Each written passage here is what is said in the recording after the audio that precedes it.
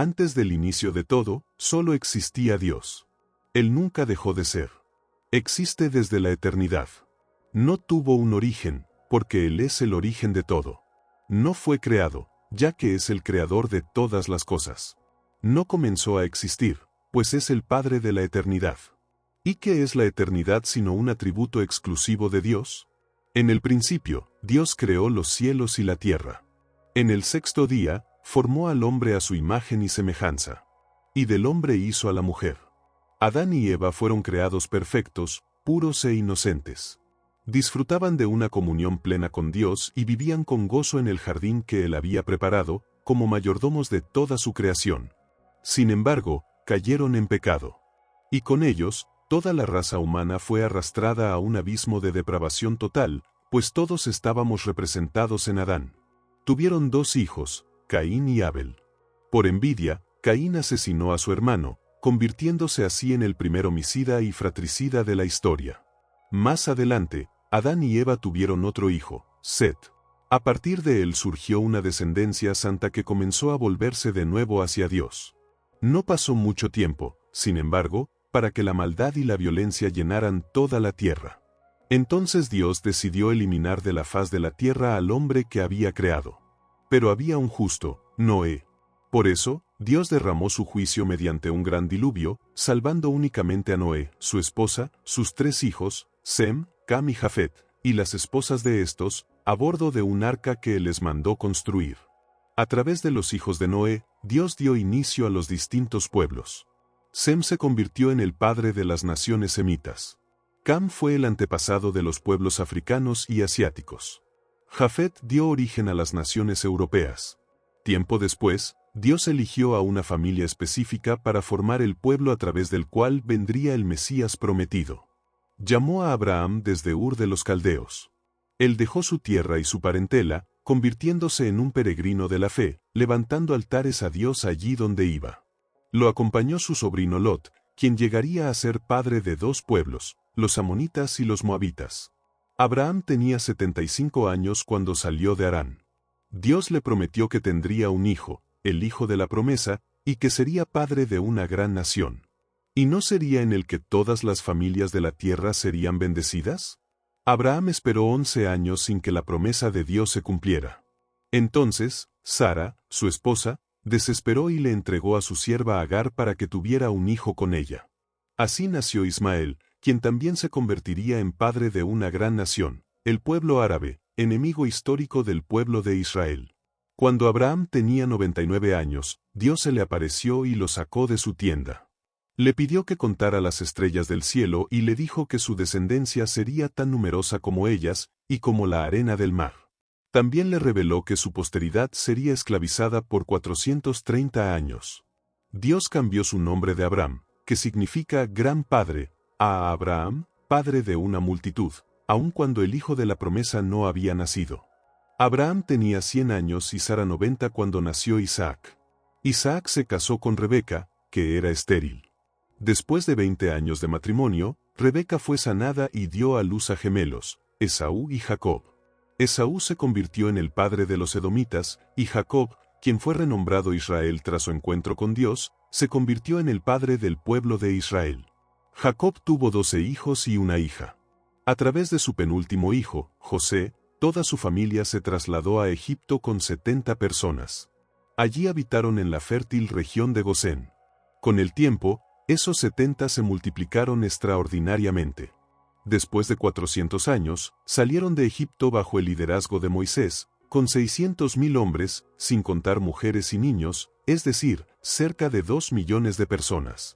La travesía por el desierto hasta la tierra prometida, que debía durar 3 meses, tomó 40 años a causa de la incredulidad del pueblo.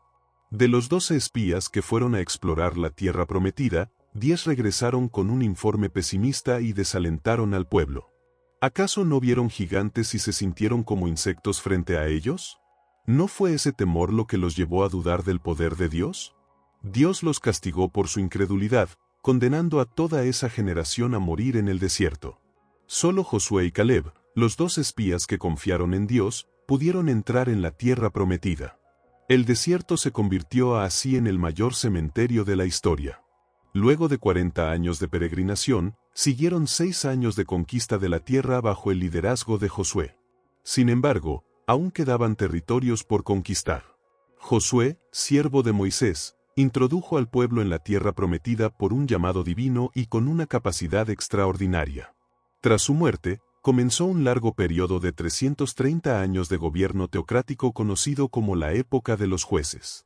Fue una era de inestabilidad espiritual, de subidas y bajadas en la vida del pueblo de Israel. ¿No hacía cada quien lo que le parecía correcto? Debido a la dureza del corazón del pueblo, Israel fue oprimido por muchos enemigos. En esos tiempos, Dios levantó líderes poderosos como Gedeón, Jefté, Sansón y Samuel. Después de ese tiempo, vino una nueva etapa, la monarquía. El pueblo de Israel, mirando a las naciones vecinas, pidió un rey. Ya no querían que Dios reinara sobre ellos. Entonces Samuel, el último juez, ungió a Saúl como primer rey de Israel. Saúl gobernó 40 años, comenzó con humildad, pero terminó rendido a la soberbia, la crueldad, la rebelión y la apostasía. Después de Saúl, David reinó durante 40 años. Trasladó la capital de Hebrón a Jerusalén. Su gobierno fue exitoso. Fortaleció su reino, acumuló riquezas, conquistó tierras y caminó con Dios. Fue un hombre conforme al corazón de Dios. Aunque cometió graves pecados contra Dios, su familia y su pueblo, David se arrepintió y fue perdonado. Del linaje de David vendría el Mesías. Tras su muerte, su hijo Salomón gobernó también por 40 años. Pidió sabiduría y Dios le concedió sabiduría y riquezas. Salomón edificó el templo de Jerusalén y gobernó en tiempos de paz. Sin embargo, su corazón se desvió por causa de sus muchas mujeres extranjeras. Solo en su vejez se volvió a Dios y se arrepintió. Así concluyeron los 120 años del Reino Unido. Saúl cayó en la hechicería, David en el adulterio y Salomón en la idolatría. Dios concedió al pueblo lo que pedía, reyes. Pero también les permitió sufrir las consecuencias de su insensata decisión. Tras la muerte de Salomón, el reino se dividió. Su hijo Roboam ignoró el clamor del pueblo que pedía alivio de los impuestos opresivos. Los trabajadores, agobiados por los excesos del gobierno salomónico, aprovecharon la transición para exigir reformas. Como no fueron escuchados, 10 de las 12 tribus se rebelaron y siguieron a Jeroboam, formando el reino del norte, cuya capital fue Samaria. Este reino duró 209 años. Tuvo 19 reyes de 8 dinastías distintas. Ninguno fue piadoso. Todos se apartaron de Dios, siguiendo los pasos de Jeroboam, y quien por conveniencia política construyó templos falsos en Betel, Gilgal y Berseba, colocando becerros de oro y haciéndolos adorar como si fueran Dios. Los 19 reyes del norte fueron perversos. Ninguno buscó a Dios. El Señor entonces levantó profetas como Amós, Oseas y Miqueas, quienes denunciaron la corrupción, la injusticia social y la prostitución religiosa desde los palacios hasta los mercados.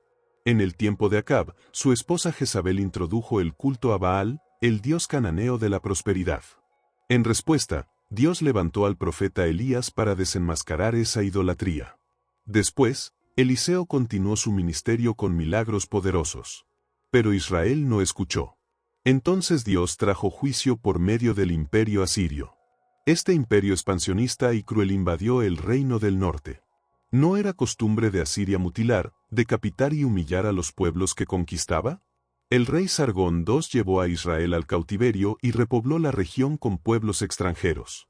Así nació una raza mixta, los samaritanos, enemigos acérrimos de Judá. El reino del sur, compuesto por Judá y Benjamín, tuvo 20 reyes. Algunos fueron piadosos, como Asa, Josafat, Ezequías, Jotam, Usías, Joás y Josías. Cuando un rey temeroso de Dios subía al trono, la nación prosperaba. Para cumplir la promesa de que el Mesías vendría de la casa de David, el reino del sur tuvo solo una dinastía.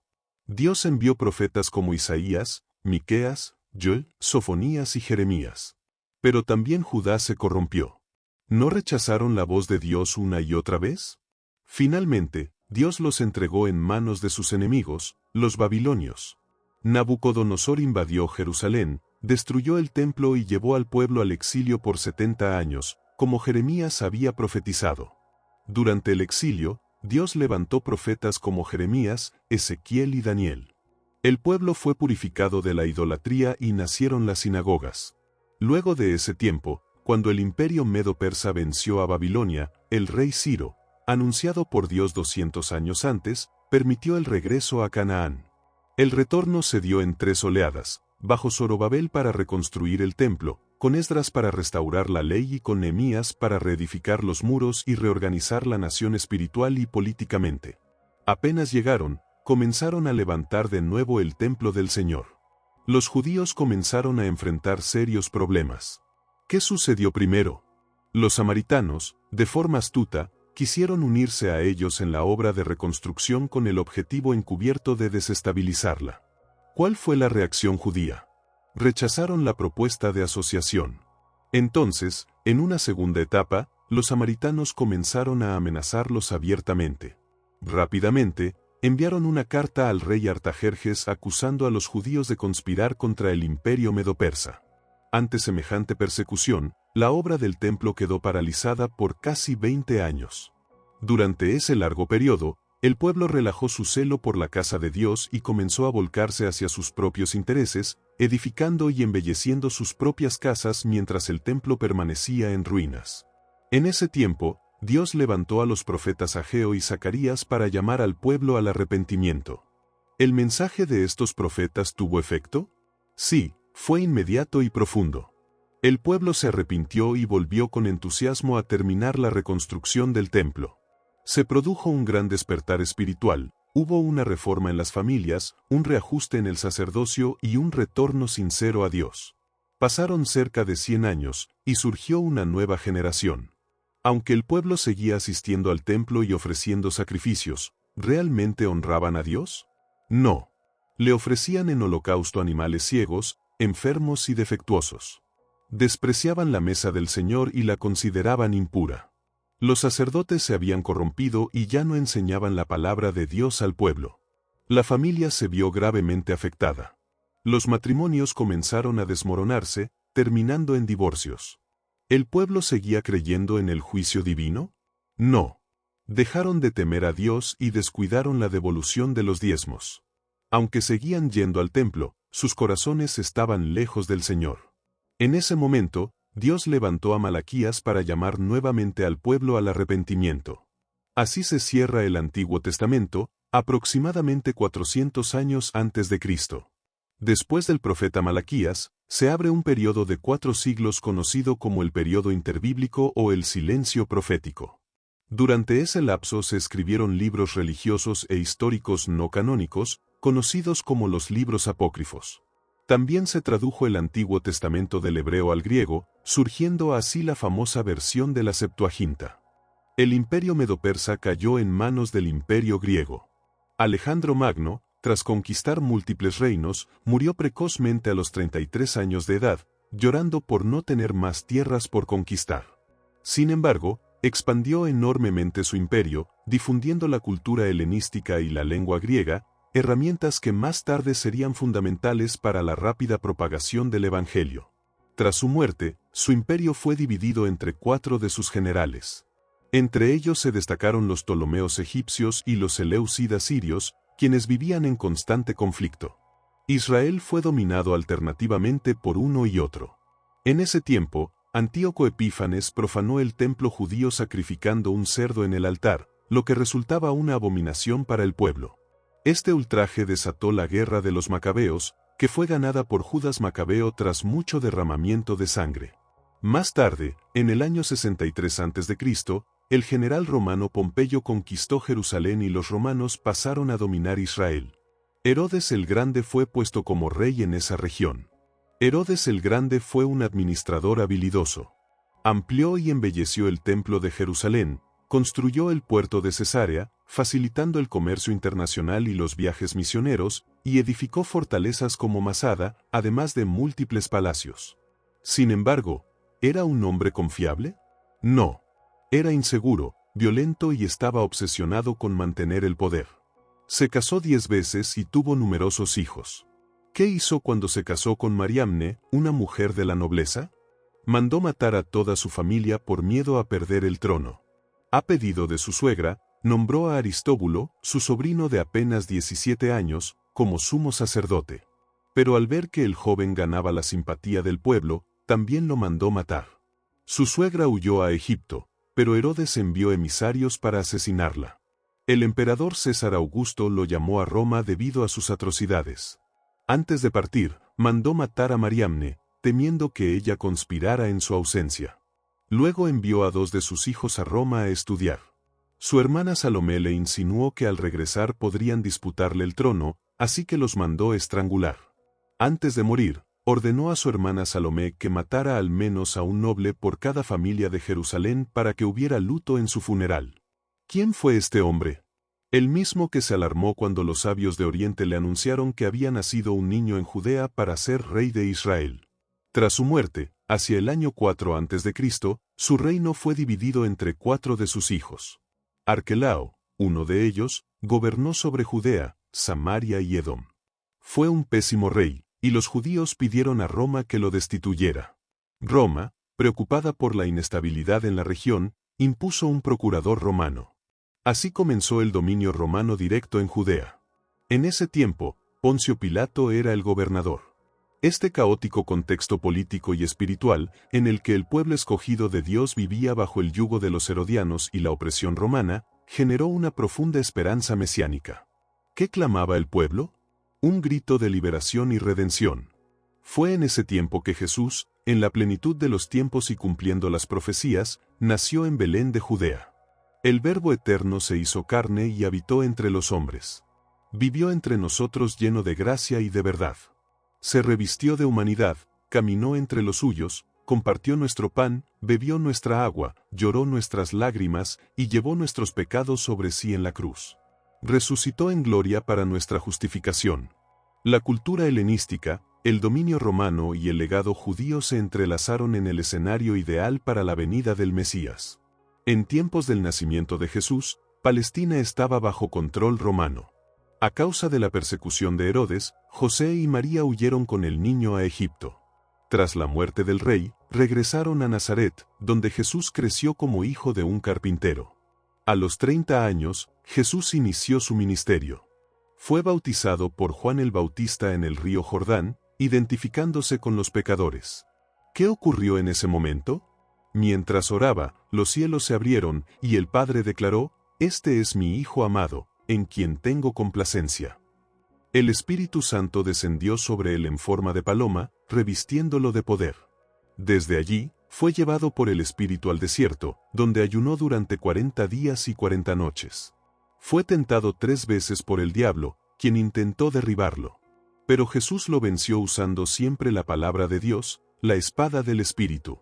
Satanás había vencido al primer Adán en el paraíso, pero fue derrotado por el segundo Adán en el desierto. Desde el desierto, lleno del Espíritu Santo, Jesús regresó a Galilea y llegó a Nazaret, donde vivió la mayor parte de su vida terrenal.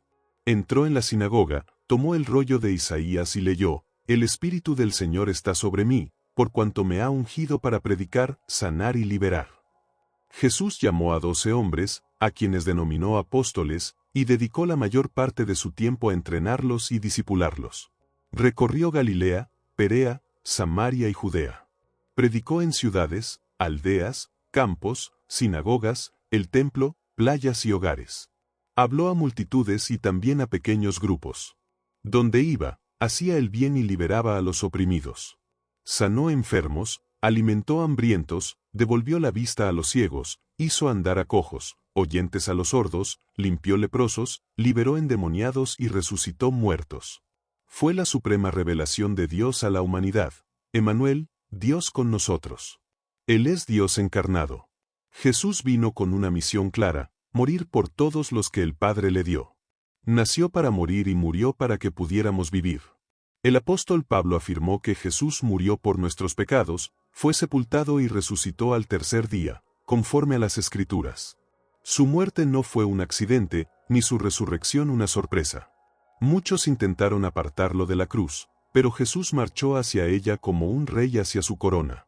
En la cruz aplastó la cabeza de la serpiente, venció a los poderes del mal y consumó la obra de redención. Nos liberó. La muerte no pudo retenerlo. Al tercer día, resucitó para nuestra justificación. Antes de ascender, instruyó a sus discípulos a permanecer en Jerusalén hasta recibir el poder del Espíritu Santo. En Hechos 1:8 les prometió poder y les dio la estrategia: ser testigos en Jerusalén, toda Judea, Samaria y hasta lo último de la tierra. Después de Pentecostés, la iglesia creció poderosamente en Jerusalén.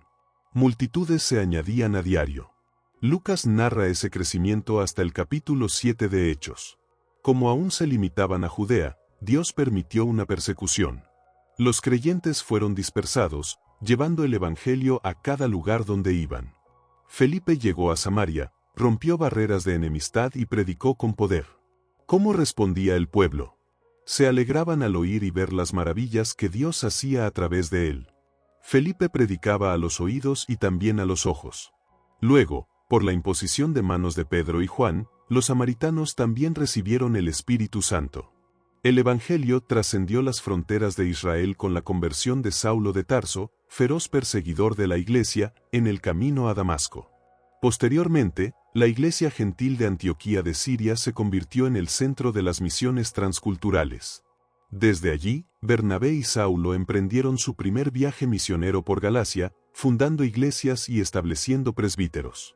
En el segundo viaje, Pablo y Silas predicaron en Macedonia y Acaya, estableciendo iglesias en Filipos, Tesalónica, Berea y Corinto. Desde Antioquía, Pablo escribió a los Gálatas y a los tesalonicenses. En el tercer viaje, permaneció 3 años en Efeso, capital de Asia Menor, desde donde escribió a los corintios. Durante su estadía en Asia Menor, se fundaron iglesias en ciudades como Pérgamo, Tiatira, Sardis, Filadelfia, Laodicea, Colosas y Hierápolis. Por causa de una gran hambruna en tiempos del emperador Claudio, los judíos fueron expulsados de Roma, como se narra en Hechos 18:2. Pablo organizó una generosa colecta entre las iglesias gentiles con el propósito de socorrer a los necesitados de Judea. Antes de embarcarse rumbo a Jerusalén, se despidió de los ancianos de Efeso, confesándoles que en cada ciudad lo aguardaban cadenas y sufrimientos. Sin embargo, no valoraba su propia vida si con ello podía cumplir su propósito: proclamar, hasta el final, el Evangelio de la gracia de Dios. Previo a su partida, redactó su epístola más densa y teológicamente rica, la Carta a los Romanos. En ella expresó su anhelo de visitar la capital del imperio para compartir la palabra con la iglesia local, y desde allí ser enviado a predicar hasta las tierras lejanas de Hispania. Aunque llevaba consigo una considerable ayuda económica para los pobres de Judea, al llegar a Jerusalén fue arrestado. Luego fue trasladado a Cesarea, donde permaneció por 2 años bajo acusación de los líderes judíos, compareciendo ante los gobernadores Félix y Festo. Ante la intención de Festo de entregarlo al Sanedrín, que conspiraba para matarlo, Pablo apeló a su derecho como ciudadano romano para ser juzgado en Roma. En su travesía hacia la capital imperial, enfrentó un violento naufragio. La embarcación fue completamente destruida, pero todos los tripulantes y pasajeros sobrevivieron, tal como Dios le había prometido. Al llegar a la isla de Malta, una serpiente venenosa lo mordió, pero el poder de Dios neutralizó el veneno. Más aún, Dios usó a Pablo para sanar a todos los enfermos del lugar. En gratitud, los malteses lo despidieron con todo lo necesario para el resto del viaje. En Roma, permaneció encarcelado durante 2 años en una casa alquilada, donde predicó a la guardia pretoriana, animó a los creyentes a perseverar y escribió cartas a los efesios, filipenses, colosenses y a Filemón. Posteriormente, fue liberado. En ese periodo escribió también la primera carta a Timoteo y la carta a Tito. No obstante, a partir del año 64, la persecución contra la iglesia dejó de tener un trasfondo meramente religioso y pasó a ser abiertamente política. Pablo fue arrestado nuevamente, esta vez arrojado a una mazmorra, un calabozo subterráneo, oscuro, húmedo y asfixiante. El 17 de julio del año 64, un devastador incendio consumió la ciudad de Roma, habitada por más de 1 millón de personas. El emperador Nerón, disfrazado como actor, subió a la torre de Mecenas para contemplar las llamas que devoraban la ciudad. Fueron 7 noches y 6 días de fuego incesante. Al extinguirse las llamas, el 70% de Roma yacía en ruinas. De los 14 distritos de la ciudad, 10 fueron reducidos a cenizas. Solo 4 barrios quedaron intactos, densamente habitados por judíos y cristianos, lo que ofreció a Nerón la excusa perfecta para culpar a los cristianos del siniestro. Así comenzó una de las persecuciones más crueles contra la Iglesia. No había suficiente madera para fabricar cruces ante la cantidad de creyentes crucificados. Muchos fueron atados a postes, cubiertos de brea y quemados vivos para iluminar las noches de Roma. Fue una matanza despiadada. Desde su segunda prisión, Pablo escribió su última epístola, la segunda carta a Timoteo. En ella anunció la inminencia de su martirio y expresó su firme esperanza en recibir la corona de justicia. Así, hacia el año 67, el veterano apóstol fue finalmente decapitado. Sin embargo, su legado permanece eterno. El Nuevo Testamento fue escrito en un lapso de 50 años. Contamos con 4 evangelios, Mateo, Marcos, Lucas y Juan, de los cuales 3 son sinópticos, es decir, presentan una visión común, Mateo, Marcos y Lucas. Mateo destaca a Jesús como el Rey de los judíos, está dirigido al pueblo hebreo y contiene la mayor cantidad de citas del Antiguo Testamento, siendo el más judío de los evangelios. Marcos presenta a Jesús como el siervo sufriente, dirigido a los romanos, es el más dinámico y enfocado en las acciones de Jesús más que en sus enseñanzas. Lucas, escrito por un médico gentil y erudito, muestra a Jesús como el Hijo del Hombre, es el más detallado respecto a su vida de oración y su ministerio en el poder del Espíritu Santo, y está orientado a una audiencia griega. Por su parte, el Evangelio de Juan, redactado a finales del siglo I, tiene un propósito distinto: refutar el gnosticismo, una herejía que negaba la divinidad de Cristo. Juan demuestra que Jesús es plenamente Dios y plenamente hombre. Selecciona 7 milagros y 7 declaraciones «Yo soy», que evidencian su naturaleza divina. Tenemos también el libro de los Hechos de los Apóstoles, que narra los eventos de la Iglesia primitiva, desde Pentecostés hasta su expansión en Roma.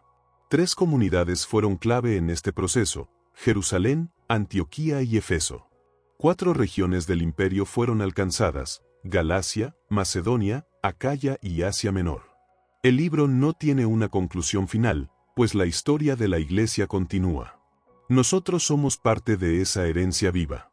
El apóstol Pablo escribió cartas a las iglesias de Roma, Galacia, Efeso, Filipos, Colosas y Tesalónica, además de cartas personales a Timoteo, Tito y Filemón. También tenemos una epístola dirigida a los creyentes judíos perseguidos y tentados a renunciar a la fe, la carta a los hebreos, de autor anónimo. A esto se suman las epístolas generales escritas por Santiago, Pedro, Juan y Judas. Finalmente, el Apocalipsis, el libro profético por excelencia, describe la victoria definitiva de Cristo y de su Iglesia. Fue escrito por el apóstol Juan en la isla de Patmos, alrededor del año 96. Ojalá esta historia haya enriquecido tu comprensión. Que Dios te bendiga. Si este video fue de bendición para ti, no olvides darle me gusta y suscribirte al canal.